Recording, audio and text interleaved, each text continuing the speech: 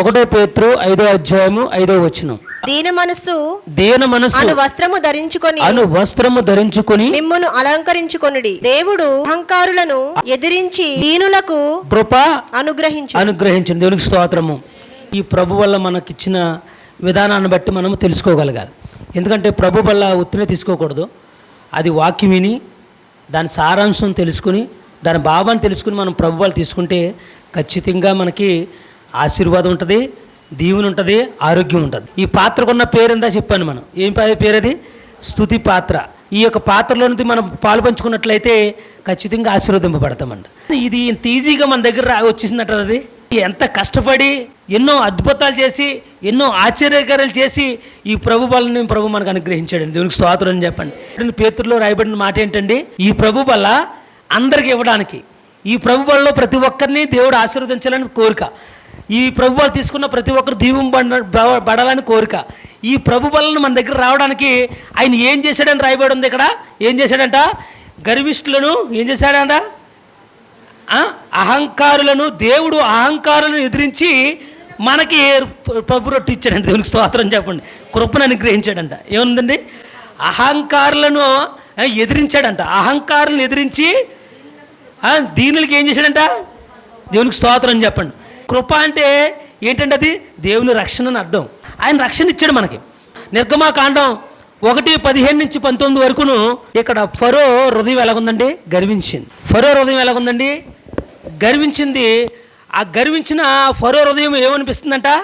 అతనికి వ్యతిరేకంగా ఎవరు నిలబడడానికి వీల్లేదు. వ్యతిరేకంగా నిలబడతారేమో అనుకుని పుట్టిన పిల్లల్ని చంపేయమంటున్నాడంట.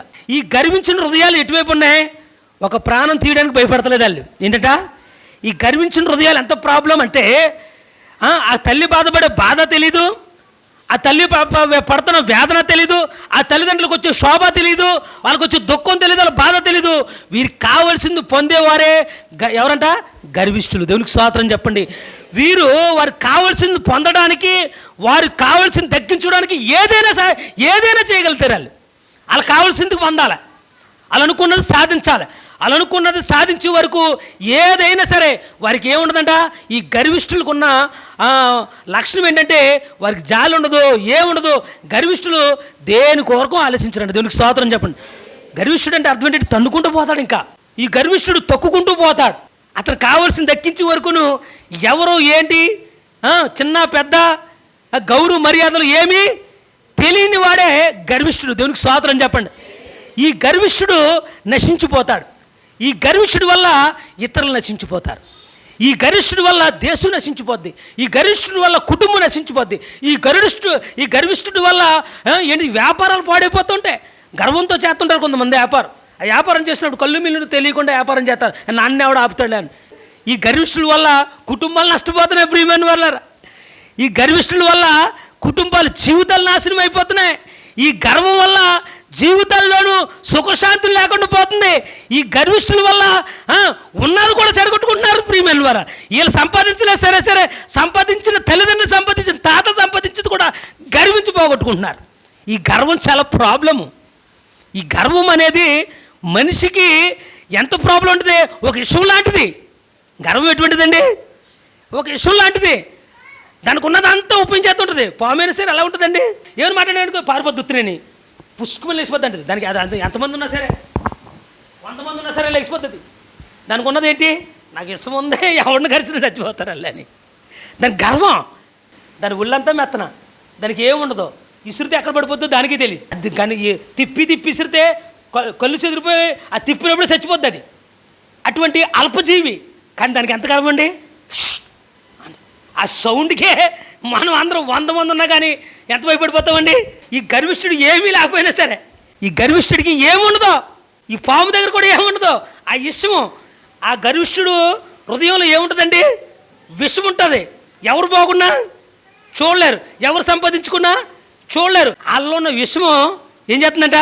మనలో ఉన్న మంచితనం కనిపించట్లేదు. వాళ్ళ గర్వం ఎలా ఉంటుందంటే ఏ మాట మాడితే ఆ మాట, ఏదొస్తే అది మాట్లాడేయడమే. ఇది మాట్లాడచ్చా, మాట్లాడకూడదా, ఇది చెయ్యొచ్చా, ఇది చేయకూడదా.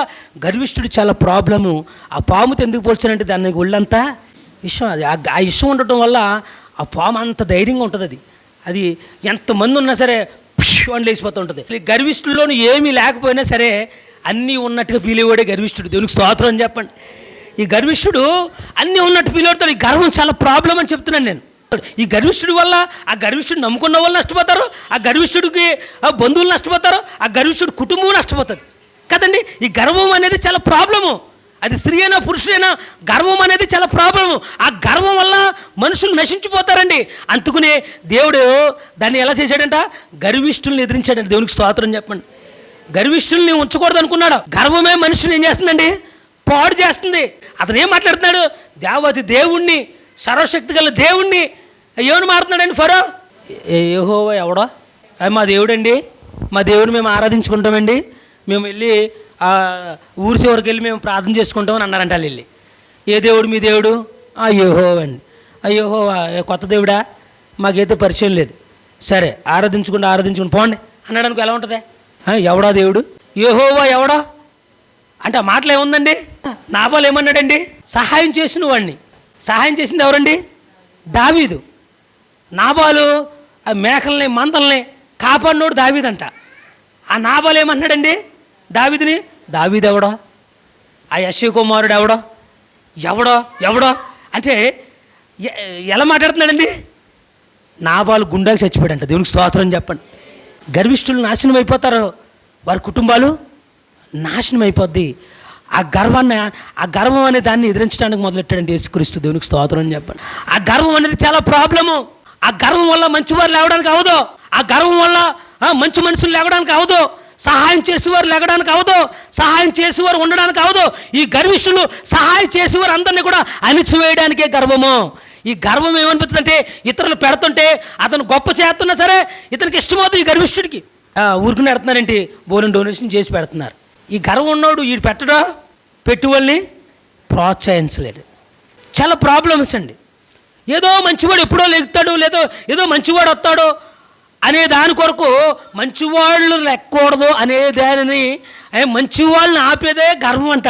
మంచివాళ్ళు లేకుండా చేసేది, మంచివాళ్ళు అభివృద్ధికి పడకుండా చేసేది, మంచి వాళ్ళను ప్రోత్సహించకుండా ఉండేదే గర్వం అంట. మత్తయి సువార్త 2:16 2 సంవత్సరములు మొదలుకొని తక్కువ వయసు గల మగపిల్లలను అందరినీ వధించెను. ఈ హేరోదులు గర్వించి కృప చూపించేవాడు వస్తున్నాడంటే ఆయన అణిచివేయాలనుకున్నాడంటే. దేవునికి స్తోత్రం చెప్పండి. మంచి కార్యం చేసే వారిని ఎదగనోకుండా చేసేవాడే గర్విష్ఠుడు. తయారు చేసిన అన్నాన్ని చక్కగా తిందామని కూర్చుంటారండి. ఏదో కోపంలో వస్తాడు, లేకపోతే చేత కాదు ఏం పెంచలేడని ఏదో మాటలు అనుకుంటారు కదా. అంతకు ముందే ఎవడుతుంటాడు, ఈ గడ్డి ఏంటంట, ఈ గడ్డి ఎవడుతుంటాడని కాలుతో తన్నేస్తుంది. అలాంటి వాళ్ళు లేరండి మన మధ్య, లేరా ఎవడుతుంటాడు ఈ కూడు. కుక్కలు కూడా తను భర్త భోంచేస్తున్నాడు, చేస్తా భార్యతో అంటున్నాడు అనమాట, ఇది కుక్కలు కూడా తినవా అన్నాడంట. పో నువ్వు తింటున్నావు కదా అంటే, ఇది కుక్కలు కూడా తినవన్నాడు. తిన్నాడు ఆయన. నేనున్నాను అక్కడ. ఆవిడ కూడా మాటగారే, మరి కుక్కలు తిన్నా అంటే కుక్క అంటే ఏమంటే ఇంకేముంది మరి నాకు తెలియదు కదా. దేవుని స్తోత్రం చెప్పండి అంటే వంటగదిలోకి వెళ్ళిపోయింది ఆవిడ. అంటే వీళ్ళు తింటున్నారు, గర్విస్తున్నారు. నేను అనేది అసలు ఎవరైనా మనలోనే ఉంటారు, ఎక్కడి నుంచో పుట్టరో. దేవునికి స్తోత్రం చెప్పండి. ఈ గర్వం అనేది చాలా డేంజరు. ఆ మాట వాడరా సహజంగా ఇది కుక్కలు కూడా తినవంట. మరి కుక్కలు కూడా తినవన్నప్పుడు మనం తినకూడదు కదండి. మనిషి గర్వించి అవతల లేదో అనాలా, వండిన వాళ్ళు ఏదో అనాలి, లేకపోతే వీళ్ళు ఏదో అడుగుతారు. వీళ్ళు ఏదో అడుగుతారు. వీళ్ళు అడగకుండా వీళ్ళు నోరు మూసేయడానికి గర్విష్ఠుడు ఏం చేస్తాడు, ఈ గర్వాన్ని బయటపెట్టి అవతలను అడగకుండా చేసేస్తాడు. ఎందుకంటే ఇంట్లో ఏమీ లేదని అడుగుతుందేమో స్త్రీ, ఇంట్లోకి ఏం తేవట్లేదని అడుగుతుందేమో అని ముందుగానే తపలాలు తంతూ ఉంటాడు. మొదలుతాడు తపలాలు తన్నప్పుడు ఈయనే అడుగుతాం మనం. ఇటు తేకపోతే తపలాలు తనుకుంటుంటే సరిపోద్ది. దేవునికి స్తోత్రం చెప్పండి. ఈ గర్విష్ఠులు మంచి పని చేసే వాళ్ళు అందరినీ అణగదొక్కుతారంట. ఈ హేరోదులు కృప చూపించి వాడిని అనగొడతాననుకున్నారంట. దేవునికి స్తోత్రం అని చెప్పండి. ఈ హేరోదులు కృప చూపించడానికి వస్తున్న యేసుక్రీస్తు అని వంశవాళ్ళని ఆపడానికి ఎక్కడి నుంచి ఇశ్రాయేలు ప్రజల కాడి నుంచి మొదలుపెట్టారు. నిర్గమకాండం కాడి నుంచి మొదలుపెట్టారు. ఇక్కడి నుంచి ఎవరు రాజు అన్నవారు రాకూడదు, మంచి పని చేసేవారు ఎవరు రాకూడదు, కృప చూపించేవారు రాకూడదు, జాలి చూపించేవారు రాకూడదు, ఈ ప్రజలకి కటాక్షం చూపించేవారు రాకూడదు, ఈ ప్రజలకి కృప జాలి చూపించి దయ చూపించి ప్రేమించేవారు ఉండకూడదు అనేదే గర్విష్ఠుడి లక్షణం. దేవునికి స్తోత్రం. ఆడు ప్రేమించడు, ఎవరన్నా ప్రేమింతే ఒప్పుకోడు. ఇది జాలి చూపితే కుదరదు. ఈ గర్వం చాలా డేంజరస్. దీనికోసం ఎందుకు చెప్పాలనిపించిందంటే మనం తీసుకోబోయేది ప్రభు వల్ల. దేవునికి స్తోత్రం చెప్పండి. ఇది తీసుకోవడానికి మనకు ఒక వస్త్రం ఉండాలంట. ఇది తీసుకునే అర్హత రావాలంట మనకి. ఈ ప్రభు వల్ల మన దగ్గర గుర్తునే రాలేదు. ఇది ఎలా వచ్చిందట? గర్విష్ఠులందరినీ అనగొట్టాడంట దేవుడు. దేవునికి స్తోత్రం అని చెప్పండి. గర్విష్ఠులందరినీ ఎదిరించాడంట. ఆయన పోరాడేది ఇప్పుడు ఏంటో తెలుసా? మనుషుల మీద కాదు, గర్వం మీద. దేవునికి స్తోత్రం అని చెప్పండి. ఆయన పోరాడడానికి సిద్ధమైన మనందరం కూడా ఎవరి మీద పోరాడాలి? దేని మీద పోరాడాలి? మనం నరుల మీద పోరాడకూడదు, మనుషుల మీద పోరాడకూడదు. మనం దేని మీద పోరాడాలండి? మనుషుల్లో ఉన్న గర్వంతో, ఆ మనుషుల్లో ఉన్న గర్వంతో పోరాడాలి మనం. దేవునికి స్తోత్రం అని చెప్పండి. ఆ గర్వం పోయేలాగా పోరాడాలి. దేవునికి స్తోత్రం చెప్పండి. గర్వం ఉన్నవారు ఇది తీసుకునే అర్హత ఉండదంట. దేవుడు అద్భుతం చేయబోతున్నాడు, కొత్త నిబంధన చేయబోతున్నాడు, కొత్తగా ప్రజలు నడిపించాలనుకున్నాడు, కొత్తగా మనుషులందరినీ కూడా ఆశీర్వదించాలనుకున్నాడు, కొత్తగా మనుషులందరినీ లోబడే తత్వంలో తీసుకురావాలనుకున్నాడు, కొత్తగా ప్రతి హృదయము కూడా దేవుణ్ణి ఆరాధించాలనుకున్నాడు, కొత్తగా ప్రతి హృదయము ప్రభుని పూర్ణ మనసుతో ప్రేమించి ఆరాధించి స్తుతించి ఆనందంగా సంతోషంగా లోబడి గౌరవంగా తీసుకోవాలనుకున్నాడు. దీన్ని తీసుకోవడానికి అర్హులు తయారు చేయాలనుకున్నాడు. యేసుక్రీస్తు చప్పలు కొడుతూ పడదాం. ఇది తీసుకోవడానికి గౌరవవంతులు తయారు చేయాలనుకున్నాడు, సంస్కారవంతులు తయారు చేయాలనుకున్నాడు. తయారు చేయడానికి ఆ గర్వం మీద పోరాడడానికి వచ్చాడండి యేసుక్రీస్తు. ఆ గర్వం మీద పోరాడడానికి వచ్చాడంట.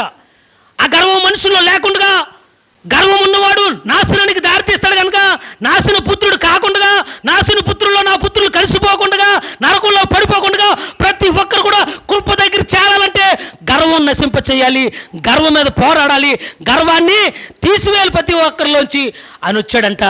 1 పేతురు 5:5 చదివినప్పుడు లాస్ట్ లైన్లో ఏముందో తెలుసండి? రావడానికి మనం ఏం ధరించుకోవాలో తెలుసు. అక్కడ ఏం ధరించుకోవాలందమ్మా? దీన మనసు అనే వస్త్రాన్ని ధరించుకోవాలంట. దేవునికి స్తోత్రం చెప్పండి. ఈ ప్రభు బలం తీసుకోవడానికి ఏం కావాలండి? దీన మనసు తీసుకునే వస్త్రం కావాలంట. అంటే అటువంటి అంగిని తొడుక్కోవాలి మనం. ఎటువంటి వస్త్రాన్ని తొడుక్కోవాలి? మనం వేసుకున్న వస్త్రాన్ని చూసి ఏమనుకోవాలి మనం? తిప్పుకుంటూ వచ్చిందమ్మ తిప్పులాడి అన్నట్టు కాదు. ఇప్పుడు స్టైల్కి ఏం లేదు. ఏం వేసుకుంటున్నారు వాళ్ళకే తెలుస్తలేదు. ఆడవాళ్ళు తిప్పుకున్నారు, మగవాళ్ళు కూడా. వాళ్ళు వేసుకున్న వస్త్రాలు ఎలా ఉన్నాయి? దీనంగా ఉన్నాయా? అటువంటి వస్త్రాలు కాదు మనం వేసుకోవాల్సినవి. దేవునికి స్తోత్రం అని చెప్పండి. మనం వేసుకోవాల్సింది ఏ వస్త్రం అంట? మత్తయి సువార్త 11:29 ఒకసారి చూస్తే అందులో మంచి వస్త్రాన్ని ఇచ్చాడు దేవుడు మనకి. సాత్వికుడను దేని మనసు గలవాడను గనుక మీ మీద నా కాడి ఎత్తుకొని. ఏ వస్త్రం ధరించుకోవాలంటండి? యేసు ప్రభు అనే వస్త్రం ధరించుకోవాలంట. ఆయన దగ్గర ఉందంట అది వస్త్రం. ఎక్కడ దొరుకుతుంది అని మన గమని కొట్లుగా ఎతికారు మీరు. దేని వస్త్రం అంటే ఏంటంట? యేసు ప్రభుని ధరించాలి, యేసు ప్రభు యొక్క వాక్యాన్ని ధరించాలి, యేసు ప్రభు యొక్క లక్షణాలను ధరించాలి. యేసు ప్రభు లక్షణాలు ఎలా ఉన్నాయో తెలుసండి? యేసు ప్రభు లక్షణాలు దేన మనస్సు అనేది ఎలా ఉంటుందో తెలుసండి? దేన మనసుకు ప్రతిరూపం ఎవరో తెలుసండి? దేన మనసుకి, దేన వస్త్రానికి ప్రతిరూపం ఎవరంటే మన యేసు ప్రభులు వారు. దేవునికి స్తోత్రం అని చెప్పండి. మత్తయి సువార్త 26:67 ఒకసారి చూస్తే ప్రియమైన, ఆయన ముఖం మీద ఉమ్మి వేసి ఆయనను గుద్దిరి. కొందరు ఆయనను అరచేతులతో కొట్టి, క్రీస్తు నిన్ను కొట్టినవాడెవడో ప్రవచింపుము అనిరి. దేన వస్త్రం ఎలా ఉందంట? ఆ దేన వస్త్రం ఎలా కనిపిస్తుందంట? చేతకానితనంగా కనిపిస్తుందంట. యేసు ప్రభు ఆ చుట్టుపక్కల ఉన్న వాళ్ళకి ఎలా కనపడుతున్నాడండి? అలా ఈ పెద్ద పటేల్మని కొట్టి ఎవరు కొట్టారో చెప్పు అన్నారంట. కొన్ని వేల సంవత్సరాల క్రితం ఏమైందో చెప్పగల శక్తి గల దేవుడు యేసు ప్రభు. కొన్ని వేల సంవత్సరాల తర్వాత ఏం జరగబోతుందో చెప్పగలిగిన వాడు యేసు ప్రభు.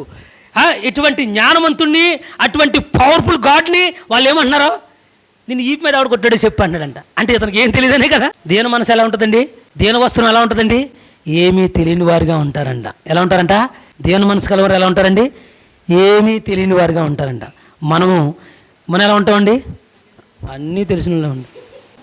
ఏదన్నా చెప్పి ఇక్కడ పక్కన పొగొచ్చు, అదే తెలిసి కాలిపోయిందంట కదా. ముందు అసలు ఇంకా అలా ఏం చెప్తున్నారు? ఎందుకు పొగొచ్చిందో, ఏమొచ్చిందో అన్నీ మాకు తెలుసు అనుకుంటారు ఎవరు? మనోళ్ళు. తిరిగిపోతే సిగ్గోమని నాకు అర్థం. అంటే అన్నీ తెలుసు, చెప్తుంటే అన్నీ తెలిసిలా ఉంటాం. సరే అవతలుడు ఏం చెప్తున్నాడని నీకు తెలిసే ఉండొచ్చు ఆ సబ్జెక్టు, నువ్వు ఎరిగే ఉండొచ్చు ఆ విషయం, నీ దాకా వచ్చే ఉండొచ్చు, నువ్వు అందులోనే ఉండొచ్చు, నువ్వు అక్కడే ఉండొచ్చు. ఆ పరిస్థితి జరిగినప్పుడు, ఆ గొడవ జరిగినప్పుడు, ఆ పెళ్లి జరిగినప్పుడు, లేదా యుద్ధం జరిగినప్పుడు, లేదా అక్కడ మాటల సందర్భం జరిగినప్పుడు నువ్వు అక్కడే ఉండొచ్చు. కానీ ఇతరులు చెప్పినప్పుడు వీళ్ళు ఏం చెప్తారా అని వినాలంట. దేవునికి స్తోత్రం అని చెప్పండి. ఆ తర్వాత మనం కల్లారా చూసి చెప్పామనుకో, మరి ఇందాక నుంచి నువ్వు ఎత్తవే అని అంటారండి. అంతవరకు రాము మనం, ఇంతలోనే కంగారు పడిపోతాం. ఎలా ఉంటుందంట? అన్నీ తెలిసిన వారిగా ఉంటాం. కానీ దేని మనసు ఎలా ఉంటుందంట? ఏమీ తెలియని వారిగా ఉంటుందంట. దీనికి స్తోత్రం అని చెప్పండి. దేని మనసు గలవారిని ఏమనుకుంటారు? వీళ్ళు పిచ్చి దేవుడిని ఆరాధిస్తున్నారు, వీళ్ళు పిచ్చోళ్ళు, ముసుగులు వేసుకుంటారు, తప్పలు కొట్టుకుంటూ ఉంటారు, వీళ్ళకి పని లేదు, పాట లేదు, ఏమీ లేదు. ఈదులంటే తిరగడమను, ఆ మైక్ పట్టుకోవడమను, ఆ డ్రమ్ములు కొట్టుకోవడమను, ఆ డోలకులు కొట్టుకోవడమను, వీళ్ళ పని వీళ్ళకి ఏం తెలియదంట. వీళ్ళకేం డోలకులు కొట్టుకోవడమను, తప్పలు కొట్టుకోవడమను, ముసుగులు వేసుకోవడమను, రోడ్లను తిరగడమను, ఆ నలబుక్ కట్టుకుని తిరగడమను, వీళ్ళకి ఏం తెలియదంట. తెలియదు అన్నట్టు ఉన్న వాళ్ళందరూ కూడా దీన మనసును ధరించుకున్న వాళ్ళంట. దేవునికి స్తోత్రం చెప్పండి. దీన వస్త్రం ఎవరి దగ్గర ఉందన్నట్టండి? ఏమీ తెలియనట్టుగా ఉన్నవారే దీన వస్త్రం కలిగిన వారు. దేవునికి స్తోత్రం చెప్పండి. దీన వస్త్రం ఎలా ఉంది? ఇప్పుడు యేసుప్రభు రూపంలో ఉంది. యేసుప్రభు ధరించుకున్న వాళ్ళు ఎలా ఉంటారండి?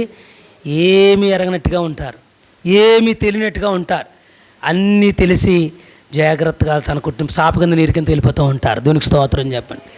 అన్నీ తెలిసి సాపు కింద నీరులాగా వెళ్ళిపోతూ ఉంటారు. అన్నీ తెలిసి ఆయనకి ఏం జరగబోతుందో తెలుసు. ఏం మాట్లాడకూడదు, అక్కడ మాట్లాడితే గర్వించినట్లు అవుతుంది, చెప్తే గర్వించినట్లు అవుతుంది, శపిస్తే గర్వించినట్లు అవుతుంది. అతనుకున్న పవర్ వాడితే, యేసు ప్రభుకున్న పవర్ వాడితే, యేసు ప్రభుకున్న శక్తి వాడితే, యేసు ప్రభుకున్న బలాన్ని వాడితే, యేసు ప్రభుకున్న బాహుబలాన్ని వాడితే అది గర్వాన్ని చూపిస్తుంది. కనుక నాకేమీ తెలియదు అన్నట్టు నుంచున్నాడంట యేసు ప్రభు. ఆ వస్త్రాన్ని ఈరోజు నీకు నాకు ధరింప చేయడానికి ఆయన ఇష్టపడుతున్నాడు. దేవునికి స్తోత్రం చెప్దాం. ఆ వస్త్రం ధరింపక చేసుకుంటానికే దేవుడు మనకి ఇది ఇచ్చాడు. దేవునికి స్తోత్రం అని చెప్పండి. యేసు ప్రభుని ధరించుకున్న వారే దీన్ని స్వీకరించగలగాలి. ఎందుకో తెలుసా ప్రియమైన వారు? మన దీన మనసు గలవారిగా ఉండాలి, తగ్గింపు స్వభావం కలగవారిగా ఉండాలి. ఆయన ఏమీ తెలియని వాడిగా నిలబడ్డాడంట. ఏంటంట? ఏమీ తెలియని వాడిగా నిలబడ్డాడంట. ఈరోజు నువ్వు అక్కడ ఇక్కడ ఏమీ తెలియదని నిలబడు, నిన్ను దేవుడు ఇచ్చింతాడు. దేవునికి స్తోత్రం అని చెప్పండి. నువ్వు దేని వస్త్రాన్ని పొందుకున్న దానిగా ఉంటావు, దేని వస్త్రాన్ని పొందుకున్న వాడిగా ఉంటావు. మనం ఏమీ తెలియని వారిగా ఉండాలి. ఎలాగంట? ఏమీ తెలియని వారిగా ఉండాలి. మన పనిని మనం చక్క పెట్టుకోవాలి. దీనికి స్తోత్రం అని చెప్పండి.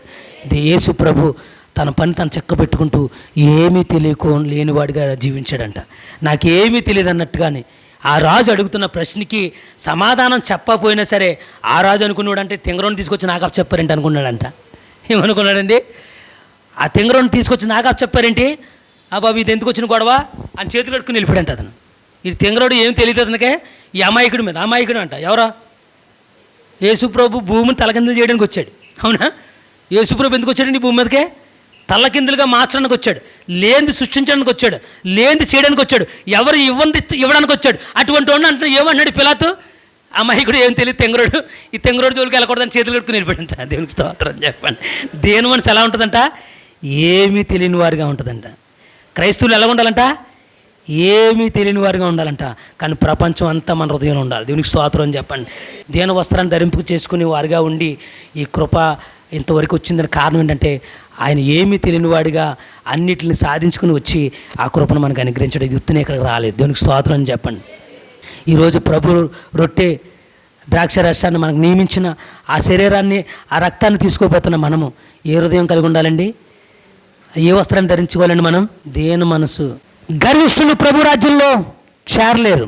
గర్వము ప్రభుని చేరనవదు.